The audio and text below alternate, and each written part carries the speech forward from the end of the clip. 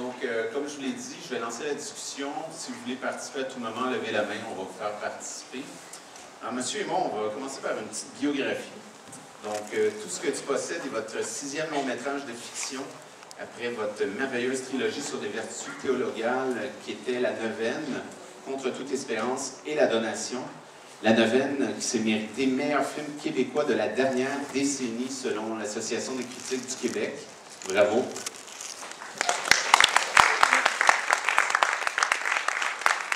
Je fais partie de l'Association des critiques. Moi, j'avais pas voté pour La Neuvaine, je vous le dis tout de suite. Vilain. J'avais voté pour La Donation. Je considère que c'est votre meilleur film. Ça, c'est mon opinion, mais bon, c'est La Neuvaine qui a remporté. Vous avez une formation d'anthropologue qui vous a mené dans le Grand Nord québécois. Vous avez travaillé pour la télévision Inuit et trouvé l'inspiration pour le scénario de ce qui deviendra plus tard de Ce qu'il faut pour vivre, réalisé par Benoît Pilon. Ensuite, vous avez réalisé plusieurs documentaires qui vous ont mené tranquillement à la fiction en 2001 avec La femme qui boit. Et vous avez aussi publié quelques livres, dont mon livre de chevet, Il y a trop d'images, en 2011, chez Luxe Éditeur. Selon moi, il y a beaucoup trop d'images et vous aviez amplement raison là-dessus. Donc, commençons avec une première question. Votre film aborde plusieurs thèmes qui vous sont très chers, dont le principal, dans mon cas, en tout cas, je crois, c'est le dépouillement. Donc, comment on fait pour écrire un scénario sur un sujet qui nous oblige à garder le strict minimum? J'écris toujours de cette façon-là. Je dis souvent, je vais souvent rencontrer des jeunes gens dans les cégeps, dans les universités qui veulent un jour faire des films. Et je leur dis qu'un crayon de scénariste, c'est tout à fait particulier parce qu'il y a ça de mine et ça d'efface.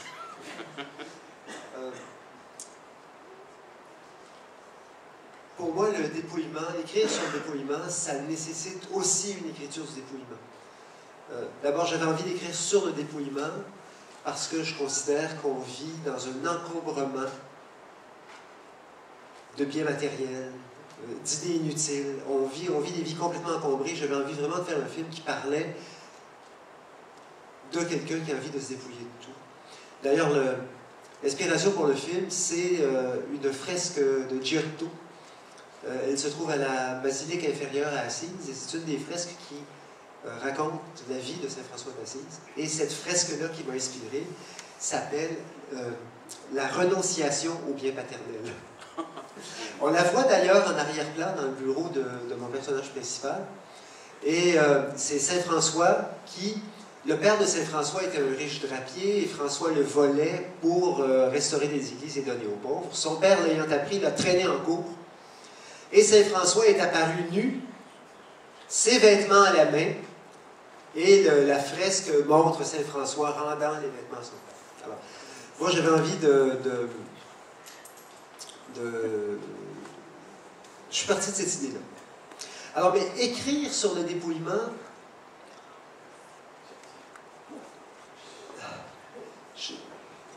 j'essaie d'enlever tout ce qui n'est pas absolument utile. Il y a peu de dialogue dans le film. Pourtant, des fois, je regarde le film, je trouve qu'il y en a encore un peu trop. Et tous les gens qui travaillent avec moi, à la caméra, à la musique, les comédiens... D'ailleurs, il y a une approche du dépouillement avec les comédiens aussi. Je demande aux comédiens de se dépouiller de tous les signes extérieurs. Vous savez, les comédiens, on a d'extraordinaires comédiens au Québec. La plupart gagnent leur vie à la télévision, où on leur demande systématiquement de surjouer. La télévision, c'est « Ah, ben oui, et ils arrivent sur un plateau de cinéma, puis il faut en tout cas, moi qui cherche une autre sorte de jeu, il faut que je les amène à se dépouiller de tous les tics d'acteurs qui les éloignent de l'essentiel. Alors, c'est comme ça avec les acteurs, c'est comme ça avec le compositeur. Alors, pour moi, c'est... j'essaie d'en arriver à l'essentiel dans le jeu, dans les dialogues, dans l'image aussi. C'est certain que ça n'est pas du goût de tout le monde. Ça va contre l'esthétique contemporaine, ça va contre les habitudes de visionnement de la plupart des gens. Mais moi, je pense qu'on revient à l'essence du cinéma. À la télé, non seulement il y a trop d'images, mais il y a trop de mots aussi. Et quand ça ne suffit pas, on a à peine 10 minutes avant le prochain commercial. Le temps n'existe plus à la télévision. Hein, tout est assuré, comme disent les Anglais, the air is filled with words. Il y a des mots partout, des mots, une coupe à la seconde. Et le temps n'existe plus. Alors le cinéma, pour moi, c'est l'art du temps. Et ce temps qu'on sent couler dans le film, le temps, et pour moi, le cinéma nous rend le temps. Le cinéma pratiqué comme ça nous rend le temps. Pour moi, c'est important. Rappelez-vous, on a tous été amoureux un jour ou l'autre dans notre vie, puis j'espère que pour la plupart d'entre vous, c'était plus qu'un jour. Mais rappelez-vous ce moment extraordinaire où on va dire à la personne aimée qu'on l'aime pour la première fois. Ce qui est important, c'est pas tant ce qu'on va dire, c'est le silence qui précède. On est nombreux à avoir ce souvenir du silence-là. Et pour moi, c'est une chose que je veux rendre au cinéma. Je veux rendre au spectateur le temps de regarder un visage, de ressentir une émotion. Et voilà pourquoi je travaille comme je travaille. Excellent. Juste vous dire, vous avez un verre d'eau derrière vous. Il faut, c'est dangereux, ça. Merci. Est-ce qu'il y a des questions dans la salle? On commence avec une première question. Je poursuis. Oui, monsieur, allez-y. J'ai cherché dans le générique, qui a composé la musique? Robert Marcel Lepage. Bon, c'est rare une belle musique comme ça. Ah, Robert fait des musiques fantastiques. Il fait beaucoup de musique de cinéma pour toutes sortes de réalisateurs. Il en fait vraiment de tous les genres. Mais ensemble, c'est le 4e film qu'on fait ensemble, le 5e film qu'on fait ensemble. Et on choisit, là encore, le dépouillement.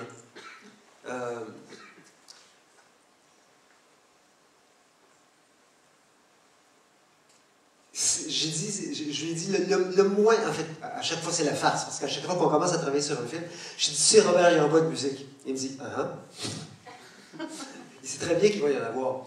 Mais l'idée, c'est d'avoir une musique qui accompagne le film et qui n'impose pas les émotions. Parce qu'il n'y a rien de plus facile que de faire pleurer au cinéma. Ça, là, c'est tellement facile. Et même pour moi, cinéaste, hein, il y a des accords de violon en mineur, c'est systématique. Imaginez au moment où la petite fille rentre dans l'appartement de son père et commence à lui poser des questions. Quelques accords de violon en mineur, il y a comme un lien direct qui se forme entre le canal auditif et les glandes lacrymales. On n'y peut strictement rien. Moi, je ne veux pas faire ça. Je préfère accompagner doucement le film. J'ai toujours en tête l'idée que l'outil cinématographique est d'une extrême puissance et qu'il est important de préserver la liberté et le jugement du spectateur. Donc, les interventions musicales sont... Il y en a. Il y a quand même beaucoup de musique dans ce film-là. Un peu trop à mon goût. Mais c'est une musique qui n'impose jamais d'émotion. C'est une musique qui, j'espère, aide à la concentration, aide à l'écoute du film. C'est ça que je veux dire. C'est le contraire des musiques dans les films d'action américains ou dans les comédies sentimentales. C'est tellement facile. Et Robert Marcel Lepage est tout à fait d'accord avec cette façon de faire. D'ailleurs, à chaque fois que je fais un film, un des cadeaux, c'est quand Robert m'amène sa musique, puis m'amène au studio pour l'enregistrement. Ça, c'est vraiment fantastique. Vous savez qu'un film, sur le plan sonore, ça se construit. Pour toutes sortes de raisons, on essaie d'enlever tous les sons d'ambiance, tous les bruits pendant les prises. Donc, on n'a que les interventions des acteurs. Mais c'est jamais comme ça dans la vie. Il y a toujours un char qui passe, une rumeur, du vent dans les feuilles. Alors, quand on fait le montage d'un film, au début, on a l'impression que rien ne fonctionne parce que le son n'est pas naturel, on n'a que la voix des comédiens. Et là, quand on a fini le montage image, arrive l'étape du montage sonore où on reconstruit le son du film, on rajoute tout ce qu'on a enlevé, les sons d'ambiance. Est-ce qu'il y a du bruitage dans votre film? Oui, il y a du bruitage. Ah, oui. Oui, il y a du bruitage. D'ailleurs, c'est assez fascinant de Ah voir oui, cette travail étape-là. d'ordinateur, Et là, tout à coup, le film redevient, reprend son quota de réalité. C'est assez fascinant le travail de son, vraiment. Puis, pour les jeunes réalisateurs sans expérience qui voient leur montage d'image pour la première fois, c'est assez déprimant. Parce que on a l'impression qu'il manque quelque chose. Et de fait, ce qu'il manque, c'est tout le réalisme sonore. Quand on parle de réalisme sonore, c'est curieux parce qu'en fait, c'est tout reconstruit. Pas tout, puisque les dialogues sont en son synchrone et qu'on conserve quand même certaines ambiances, mais tous les bruits de pas, les voitures qui passent, tout ça est reconstruit. Oui, madame. J'aimerais savoir d'où viennent cette presque obsession de personnage principal avec ce poète, homme de littérature polonais. Oui. Alors, dans l'écriture du scénario, je voulais raconter l'histoire d'un homme qui se dépouille. J'ai vite su que mon personnage principal allait être traducteur, et je me suis mis à chercher ce qu'il pourrait bien traduire.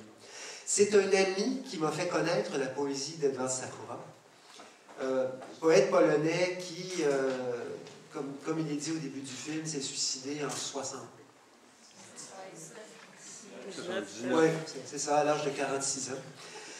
Sakura, pour les gens de mon âge, les gens qui ont 60 ans, Sakura était une sorte de figure culte. Il était connu, aimé des jeunes en Pologne. Il était aussi chansonnier. C'est d'ailleurs lui qu'on entend chanter au début du film. C'était une sorte de mélange de Bob Dylan, Leonard Cohen polonais. Il était aimé, les gens qui ont 60 ans le connaissent tous. Et alors je me suis mis à trouver ce que je pouvais de sa poésie, et plus j'avançais dans sa poésie, plus je me rendais compte qu'il y avait une adéquation entre sa propre volonté de dépouillement et celle que j'imaginais à mon personnage. Et plus j'avançais dans la connaissance de la poésie de Sakura, plus je voyais une espèce de... Je me disais, mais c'est pas possible, ça a été inventé pour moi. Et alors voilà pourquoi j'ai choisi Sakura. Sa poésie n'est pas traduite en français, pas en livre en tout cas. On en trouve des traductions sur Internet, mais elles ne sont pas bonnes. Alors j'ai demandé à une amie polonaise de Montréal de me retraduire en français les poèmes de Sakura. Et moi, je les aime beaucoup. C'est un personnage assez tragique qui est atteint d'une maladie mentale vers la fin de ses jours. Mais sa poésie est très belle parce qu'il n'y a pas que le côté noir, il y a aussi des élans de générosité. Alors, non, en tout cas, pour moi, ça a été une découverte. Edward Sakura. Oui. Après, monsieur, oui. Si on comprend bien votre état d'esprit sur le tournage, c'est plutôt cette recherche d'un dépouillement. Attendez, je vous entends mal, mademoiselle. Oui, je disais votre état d'esprit sur le tournage. Oui. C'est cette recherche de dépouillement qu'on n'a pas forcément l'habitude d'avoir, de recevoir, etc.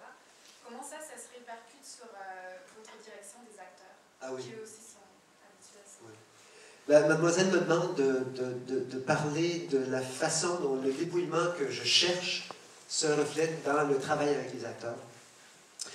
Bien, on enlève tout le temps. D'abord, avec Patrick Drolet, je n'ai plus besoin de faire ce travail-là, puisque c'est notre troisième film ensemble. Patrick est un ami, il comprend exactement ce que je veux. Mais pour les acteurs avec qui je n'ai pas l'habitude de travailler, ben, il y a quand même une bonne partie du travail qui est fait, puisque déjà, les acteurs connaissent mon travail. Ils savent qu'en venant sur un film de Bernard Humont, ils vont se faire... dépouiller. Ouais, ben, non, mais en même temps, ils aiment ça. Parce que ce que je leur demande est extrêmement difficile. En fait, c'est comme un musicien. On peut demander à un violoniste de grand talent de jouer Frère Jacques, et puis il va le faire sans problème. Mais si on lui demande, je ne sais pas, une sonate de Brahms, il va être plus content. Et pour un acteur, travailler dans ce dépouillement-là, c'est un défi. Ce que je leur demande, c'est d'en arriver au maximum de vérité avec le minimum d'encombrement. avec le minimum de signes extérieurs. En fait, je leur demande de faire une chose que le cinéma permet, c'est de ne plus jouer, mais d'être. Et ça, c'est extrêmement difficile. Au théâtre, il faut toujours jouer. Parce que, bon, il faut projeter, il faut... tu sais, c'est plus déclamatoire. Au cinéma, l'expression d'un visage peut être parlante. Et moi, c'est ce que je cherche. Alors, voilà, on travaille en répétition, on enlève. Et j'enlève aussi, parce que la scène où Pierre va reconduire sa fille chez sa mère en banlieue, la scène de nuit devant la maison de banlieue. Alors, le scénariste avait écrit tout un dialogue. Ah, mais tu viens ici, mais comment oses-tu me ramener ma fille? C'est épouvantable, je ne t'ai pas vu depuis 20 ans, la la la la la la la la la la. Alors, on se met à répéter. Moi, je me disais, mais non, mais qui est ce scénariste? Alors, on se met à enlever, jusqu'au moment où il ne restait plus rien. Et bien, c'est ce rien-là qui fait la scène qui reste dans le film, et qui est, à mon avis, bien meilleure. Tout passe par le regard, la tension, on n'a pas besoin... Le spectateur sait ce qui s'est passé. On n'a pas besoin d'évoquer les années de séparation. Toute l'information est déjà disponible. Et moi, je trouve que la jeune comédienne qui fait la mère est formidable. Elle est vraiment très bonne. Alors, ça, pour moi, c'est du cinéma.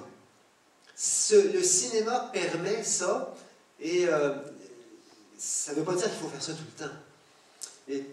Donc, ça vous donne une petite idée de la façon dont je travaille avec les comédiens. On enlève, moi aussi j'enlève, on retravaille les dialogues en répétition, on enlève, on se demande toujours si c'est utile ou si ça ne l'est pas.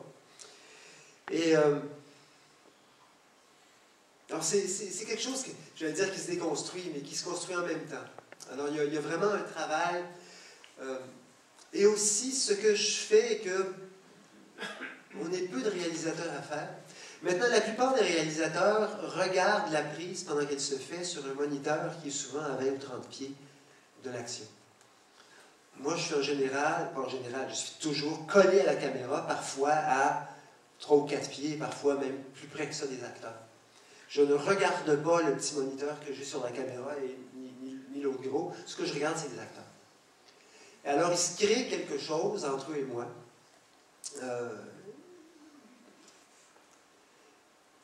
Moi, c'est un des grands bonheurs de mon existence de faire ça. J'ai fait du documentaire longtemps sans savoir à quel point j'aimerais faire de la fiction. Et ce que j'aime le plus de la fiction, c'est ça, c'est ce moment-là où un comédien devient quelqu'un d'autre, quelque chose de plus grand, de plus profond sous mes yeux. Et ça, pour moi, c'est une expérience inoubliable. J'aime mes acteurs. Je sais qu'ils savent que je les aime. Et ça produit... Encore une fois, ce n'est pas du goût de tout le monde, mais ça produit certainement une chose forte. Donc, c'est agréable d'être sur un plateau de tournage avec Bernard Raymond. Oui, la plupart du temps. Monsieur. Juste une petite coïncidence. On est dans la maison de culture dans Paul-Frontenac. Oui. Je ne sais pas si vous savez, mais c'est une ancienne enclave polonaise ici. Ah, je ne savais pas. Le pâtisserie Wawel, oui. Juste à côté. Très bon patchki, j'en ai mangé un pendant que vous attendez. Le Polish Community Center, l'autre bord de la rue. Ah, je ne savais pas. Sur la rue, au moins, La boulangerie polonaise. une place pour acheter du viande. Oui. Le plus vieux église polonaise au Canada avec une statue de Jean-Paul. Ah oui. Juste en haut ici, le frère de Médéric Martin. C'est fou, là. C'est réellement le quartier. Ah, ben, ça me fait vraiment plaisir. Magnifique quartier. Ben oui. Alors, vous savez, je suis allé montrer le film en Pologne au printemps. Et ça a été formidable. Moi, j'avais très peur que les gens me disent « Ah, vous avez trahi notre poète. » Ben non. J'ai une question par la suite, excusez-moi. Oui, allez-y. Est-ce que votre passage au Grand Nord avec les pubs de Grand Nord vous a aidé dans votre sens de dépouillement? Oh, bonne question. Excellent. C'est très bon. Oui, en tout cas, c'est pas un hasard si j'ai tellement aimé ça. Pour moi, ces paysages-là, ce dépouillement-là, c'est formidable.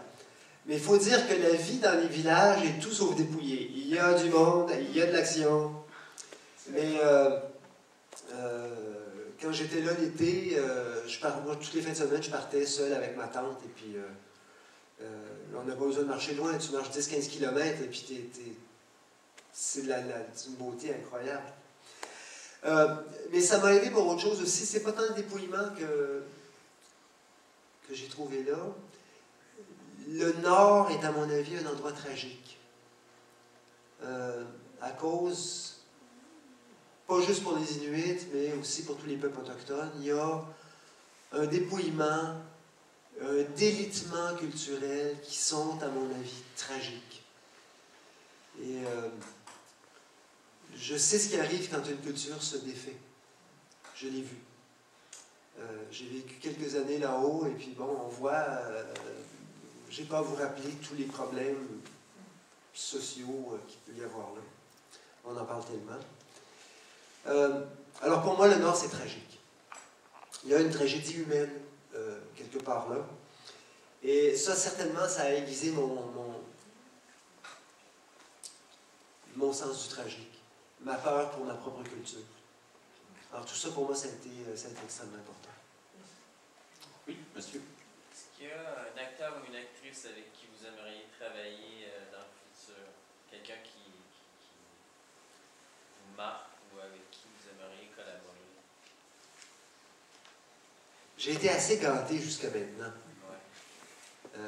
Il y a eu Élise Guilbeault, il y a eu Guylaine Tremblay, il y a eu Luc Picard.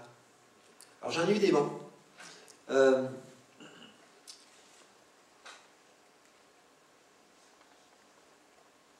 Isabelle Huppert.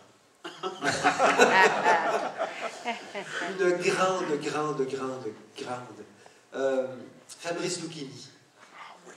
Ça serait un beau... Non, mais ça se peut pas, c'est impossible. C'est absolument impossible parce que je ne fais que des films québécois, vraiment québécois, enracinés ici. Je ne peux pas avoir des acteurs français. Xavier Dolan qui est allé chercher des acteurs français dans oui, le film québécois.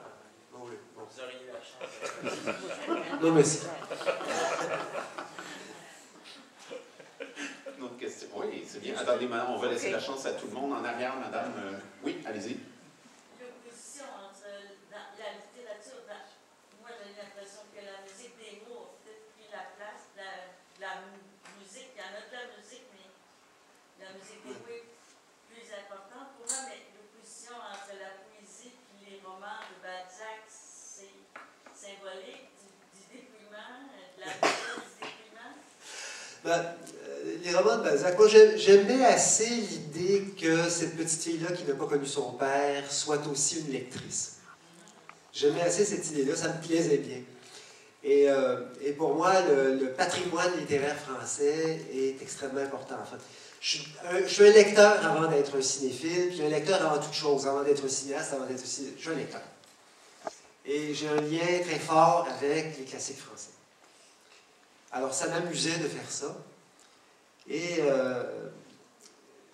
ça m'amusait qu'une petite fille soit en train de lire Splendeur et misère des courtisanes et retrouve la comédie humaine chez son père. Mais c'est vrai, c'est un film très littéraire. Une des choses que je voulais faire dans le film, c'est montrer ce qu'est la traduction. Et je voulais voir des mots à l'écran. Puis je me rappelle, quand ma productrice a lu le scénario, elle a dit « Non, maman, t'as pas peur un peu, là? On va, pendant quelques minutes, voir des mots à l'écran. Sinon, au contraire, c'est formidable. » Et j'ai dit « Bernadette, ne t'en fais pas, le public de mes films, c'est un public de lecteurs. Ils sortiront pas. »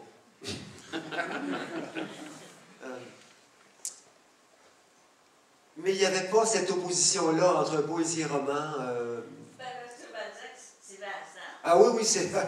Oui. Moi, j'ai vu ça, la vastitude plus la simplicité de l'exigence de l'essentiel dans la poésie. Non, mais c'est bien que vous ayez vu ça, parce que ça y est probablement, mais c'est pas moi qui l'ai mis consciemment. Ça y est, c'est dedans. Une autre question? Oui? Je vais essayer de parler un peu fort. Je peux te prendre le micro? Ah. Allô? OK, merci, c'est parce que je parle vraiment pas fort.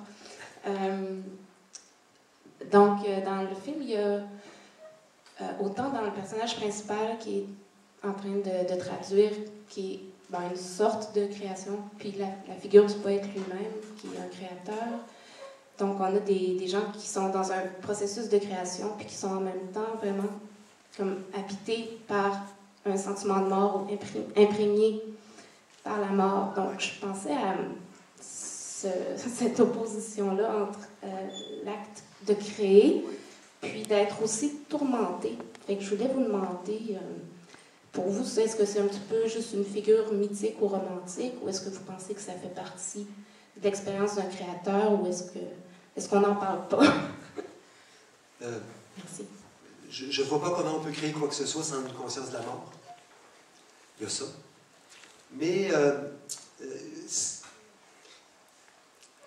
une des choses que j'ai voulu montrer dans le film, c'est que la littérature, la création peuvent être un refuge qui nous coupe du monde. On dit toujours, ah oui, la télé, le divertissement, tout ça, ça nous empêche de voir le monde. Oui, c'est vrai. Mais il y a des intellectuels qui se réfugient dans leur activité comme dans une tour d'ivoire. Pas tous. Et je ne trouve pas ça souhaitable. Alors moi, d'un certain côté, je trouve que mon personnage souffre de ça. Il se retire du monde avec ce prétexte-là. Mais ce qui est curieux, c'est que ce personnage-là, qui veut tellement être différent de son père, est pareil. Il est pareil. Son père l'a abandonné, il a abandonné sa fille, son père se sacre de l'état du monde, et lui, d'une certaine façon, c'est la même chose. Alors, l'histoire du film, c'est l'histoire d'un jeune homme qui finit par revenir à la vie. Il n'abandonne pas la poésie, mais il va... S'il fallait faire une suite à ça, il ne ferait pas le même genre de travail. Il n'y aurait pas la même fascination névrotique. C'est curieux. Moi, je pense qu'il va aller faire de la suppléance à l'école à Saint-Papa. Il va continuer à lire, et peut-être va-t-il continuer à traduire. Mais l'activité littéraire ne sera plus un refuge qui va l'empêcher de voir le monde. Il s'était vraiment coupé du monde. Et l'histoire du film, c'est quelqu'un qui tranquillement se rattache au monde par les autres. Si vous me permettez, je vais en poser une, moi, qui me travaille beaucoup. J'aimerais qu'on parle de la Ville de Québec, du choix de la Ville de Québec, parce que c'est pas un hasard, ça fait du bien de sortir de Montréal ou de la région métropolitaine. Sarah Michara, qui a fait la photographie, avec qui vous avez déjà travaillé auparavant, qu'est-ce que vous souhaitiez dans votre film côté photographie? Et puis, aviez-vous un découpage technique? C'est quoi votre relation avec votre directrice photo? Pour les scènes, pour quelques scènes, je fais vraiment un storyboard, le multi-dessin plan par plan. Et de façon générale, non, on s'entend avec la directrice photo sur le découpage général d'une scène. C'est sûr, on va traiter ça en 3 ou 4 plans, champ contre champ, ou bon. Mais Québec, par contre, ça, moi, je m'en rends compte parce que je suis en train de préparer un film où, contrairement à mon habitude, je ne connais pas tous les lieux de tournage. Mais d'habitude... Un film sur Tchekhov, hein? Oui, oui. Ouais, une adaptation. Une adaptation de Tchekhov. Mais d'habitude, dans presque tous mes films, je fais le plus gros de la sélection des lieux de tournage. Avant d'entreprendre, même souvent avant d'entreprendre un scénario, je sais où le film va se passer. Là, je voulais faire un film à Québec, je ne savais pas juste pourquoi, je suis allé m'installer, chercher mon histoire là-bas, j'ai pris des centaines de photos, je savais exactement ce que je voulais. Évidemment, on sait exactement ce qu'on veut, mais c'est la directrice photo qui le sait mieux que nous. Mais quand même, ces photos-là, ces dessins-là, et bon, pour l'atmosphère du film, on s'est entendu, on regarde des photos, je lui montre des tableaux de maître, elle qui connaît très bien la photographie contemporaine me donne des exemples de photos, des exemples de lumière, on finit par s'entendre sur une façon de traiter l'image. Ce que je dois dire, c'est que Sarah est... il n'y a personne au Québec qui fait des extérieurs nuits comme elle. Les extérieurs nuits, c'est dommage que vous n'ayez pas pu en juger parce que la projection était, disons, déficiente. Mais c'est vraiment ce qu'il y a de plus difficile pour un directeur, une directrice photo, c'est de faire des extérieurs nuits. dans des lieux assez vastes. Parce que, qu'est-ce que vous voulez, pour faire du cinéma, ça prend de la lumière. Mais si on met de la lumière, ça accélère la nuit. Alors, ils sont toujours sur cette espèce de... C'est très, très difficile. Et il faut aussi prendre des risques. Parce que moi, j'ai toujours travaillé en pellicule. Et à un moment donné, il peut y avoir juste plus assez de lumière. Et il n'y a rien. Alors, c'est drôle parce que il y a 4 ou 5 ans, je n'avais pas encore travaillé avec elle. Je cherchais quelqu'un pour faire la donation.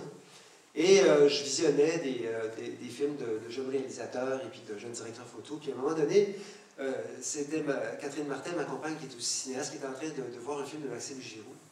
Et il y avait une scène, mais c'était noir comme sous l'ombre.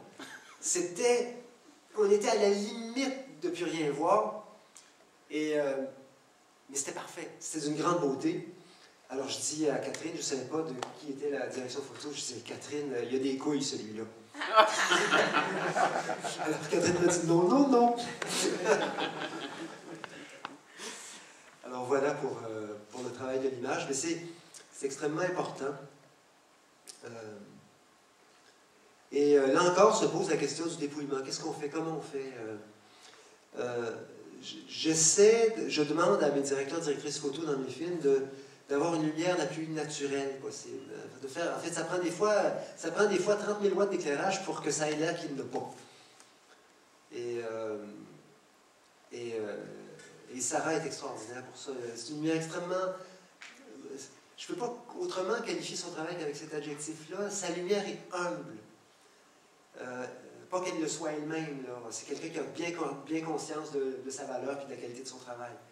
Mais elle arrive à faire une lumière qui ne renvoie pas, qui ne dit pas « Regardez comme je suis bonne ». Regardez, je ne sais pas s'il y en a qui ont revu récemment des films de Bernardo Bertolucci. Vous allez comprendre tout de suite ce que je veux dire. La lumière est over the top, comme disent les Anglais. C'est juste pas possible. Tout est trop prononcé. Alors Sarah fait l'exact inverse, en tout cas, à ma demande. C'est encore la même idée de... C'est curieux quand même. Au cinéma, on fabrique de la vérité. Ah, bien dit. C'est ça que j'essaye de faire. Tout est fabriqué, c'est effrayant. Tout dans un film est fabriqué. Mais ce qu'on essaie de faire tous ensemble, c'est de fabriquer quelque chose qui, en tout cas, si c'est pas la vérité, que ça est de la vérité. Ben, c'est Michel Brault, qui est décédé récemment, qui avait quitté le documentaire parce qu'il trouvait que la fiction était plus proche d'une certaine vérité que le documentaire qui en cache une bonne partie. Ouais, moi je suis d'accord avec ça. Oui. Peut-être une dernière question, parce que le temps file, monsieur, vous aviez une question ici. Oui, en fait, une question de classement, j'essaie de bien saisir. Bon, il y a le dépouillement. Oui. Il y a le dépouillement. Il y a le dépouillement. Et à un moment donné, en fait, même malgré les très belles images du poète en question, moi, le sentiment que j'avais, c'est qu'il y avait une perte de sens. Oui. Et où il retrouve donc le sens, c'est quand il prend et accepte la présence de sa fille. Tout à fait. Mais maintenant, supposons qu'il n'y aurait pas eu de sa fille.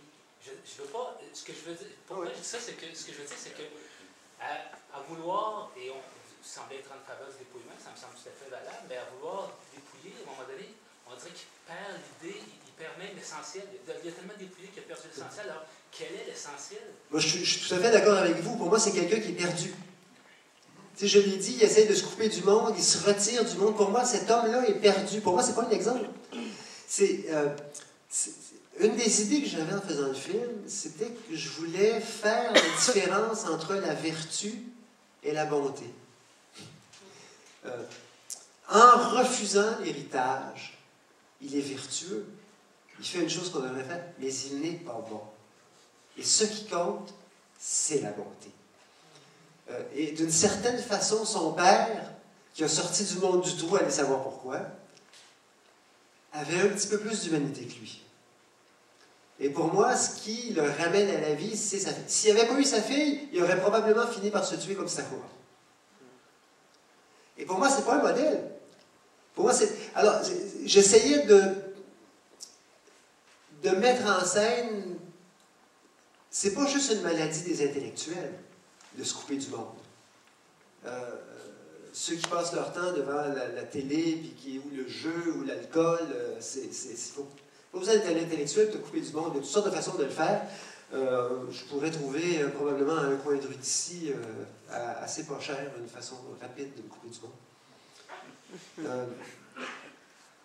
Et pour moi, c'est pas ça le modèle. Pour moi, ce qui est important, c'est de retrouver le chemin des autres. J'ai l'air d'un vieux curé en disant ça, mais c'est quelque chose à quoi je crois profondément. Et c'est ça que le film dit. Le film raconte une maladie et une manière de guérison. Monsieur Himon, merci beaucoup. Merci beaucoup. Merci. En terminant, je vais vous rappeler la prochaine projection, c'est mercredi le 6 novembre à 19h30 pour le documentaire C'est Crimes sans honneur de Raymond Provencher. Et Madame Provencher sera avec nous, donc au plaisir de vous y voir. Merci beaucoup.